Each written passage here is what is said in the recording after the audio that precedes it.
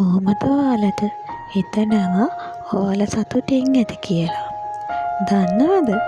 අද මම ඔයාලත් එක්ක බෙදාගෙන යන්නේ මම මගේම විදියට හදපු චිකන් ස්ටූ එකක්.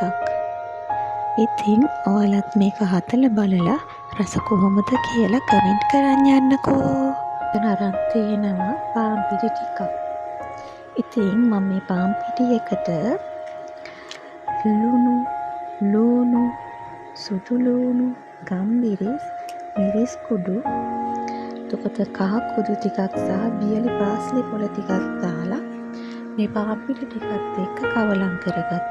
ඊළඟට මං කරේ වෙනම භාජනයක් අරගෙන ඒකට ෆ්‍රෙෂ් මිල්ක් ටිකක් දාලා ඒකට මම බිත්තර දෙකකුත් කඩලා දාලා මම මේක බිත්තරයි කිරි හොඳට කවලම් කරා.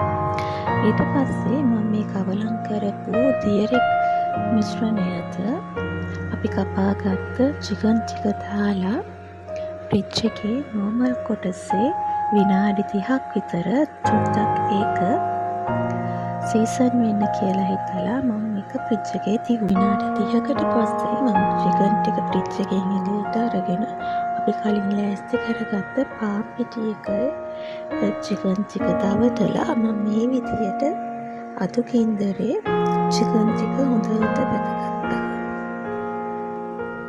චිකන් ටික එහෙන් බැදෙන අතරේ මම ඔයාලට පෙන්නන්නම් අපේ ස්ටෝව් එකට අවශ්‍ය ඉතුරු ඉන්ග්‍රීඩියන්ට්ස් ටික. මම මෙතන අරන් තියනවා ඉඟුරු සුදු ලුණු පොදියට කපාගෙන. ඊට පස්සේ මෙතන තියෙනවා සාමාන්‍ය ප්‍රමාණයට කපාගත්ත ලුණු ටික. අද මම මෙතන අරගෙන තියෙන්නේ බෙල් පෙපර්. ඔයාලා ගාව තියෙනවා නම් මාළු මිරිස් ගන්නත් පුළුවන්. ඒ වගේම තක්කාලි ටිකක්, ගම්මිරිස් කුඩු ටිකක්. එතකොට මම මෙතන තක්කාලි සෝස් ටිකක් අරගෙන තියෙනවා. මේ මෙතන තියෙන තක්කාලි අපි ගෙදරම හදාගත්තු තක්කාලි පේස්ට් එක. ඒකෙනුත් මම ටිකක් අරගෙන තියෙනවා. තව ලුණු ටිකකුත් අනිවාර්යෙන් ඕන. මට මෙතන ඒක අමතක වෙලා තියෙනවා. ඔයාලා අමතක නොකර ලුණු ටිකක් අනිවාර්යෙන්ම දාගන්න. කැමති කෙනෙක් ඉන්නවා නම් මේකට සෝයා සෝස් ටිකකුත් දාගත්තට කමක් නැහැ.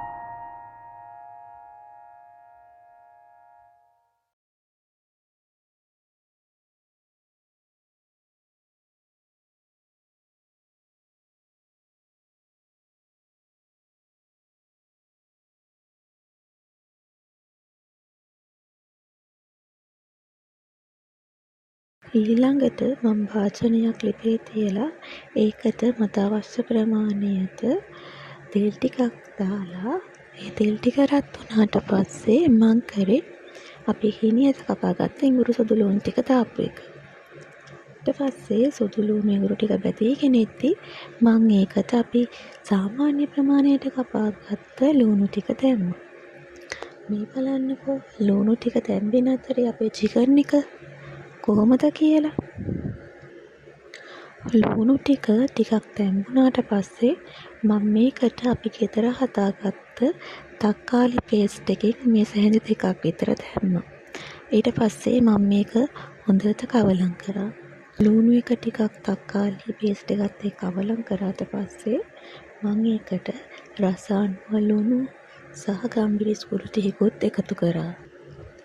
ලුණු සහ ගම්මිරිස් වලට පස්සේ මම එකතු කරේ මේසෙන් 3ක් පමණ තක්කාලි සෝස්. අන්තිමට මම අපේ බෙල් පෙපර් ටිකයි කපාපු තක්කාලි ටිකයි දාලා කවලම් කරලා ටිකක් වෙලා මේක තැම්බෙන්න තියුවා. මේ අතරේ අපේ චිකන් එකත් හොඳටම බැදිලා.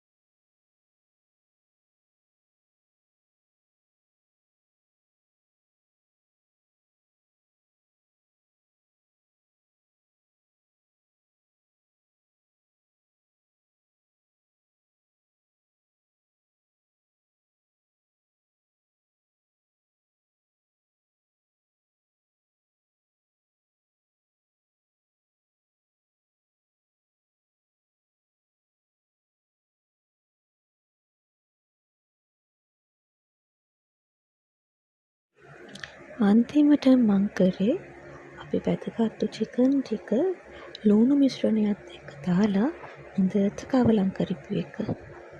මේ බලන්නකෝ අන්තිමට තියෙන ලස්සන මේක තමා මම මගේ විදියට හදපු චිකන් ස්ටූ එක. ඔයාලත් කැමති නම් මේක හදලා බලන්න. හරිම